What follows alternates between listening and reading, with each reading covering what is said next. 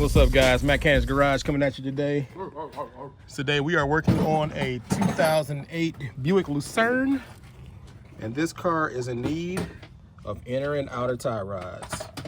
Just on the driver's side, though. So we about to go ahead and tackle this thing. All right, so we're looking at this silly car here. So what we need to do here is we're spraying everything to go ahead and try to break these tie rod ends loose. We're gonna need to take this bolt on the bottom of here. We'll check and see what size it is. But before we take this off or take off the inside here, we're gonna break this nut loose. So I've already sprayed it with some penetrant. So we're gonna let that sit for a second and see if this thing comes loose. All right, guys, so we went ahead and took this, there's a cotter pin that usually goes through this hole right here. Took that out. You could use some pliers, or I used some vice grips to hold on to it. It's usually bent, so you'll have to bend it back and wiggle it out. Then the nut on the bottom here, this castle nut, was a struggle to get off of here. This castle nut was a 17 millimeter. I don't know if you can see it. So now, what we're doing now. All right, guys, so we went ahead and heated this side up. And we're gonna hit this with the hammer to try to get this out. But first off, we had to pull out the cotter pin, which is right here. You can bend this cotter pin, pull it out with some pliers, or use vice grips like we did here.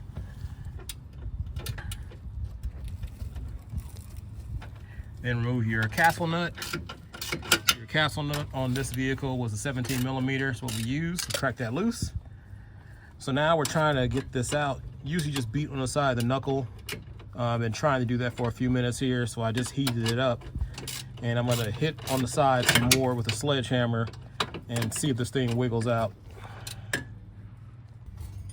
All right, guys, we finally got this tie rod in out of the knuckle, but we used a ball joint separator.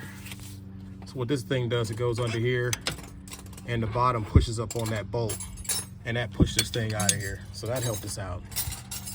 So now we need to rotate this counterclockwise to get this end off, and then we can use our tool to get the inner tie rod in out of here. So we're gonna go ahead and remove this right now. All right, guys, we are all wrapped up. We put our tie rod end back on. We just spun that back on until we got about 2 turns away from our nut, 'cause that's where we had it at. And then we put our bottom bolt back on, our bottom castle nut, and put in the cotter pin. And we are all wrapped up over here. So we're gonna go ahead and put the tire back on. Just make sure after you do like your inner or outer tie rod ends on your car that you go and take this car to a shop and get your wheels realigned. And then it should be good. All right, catch you on the next one. Peace.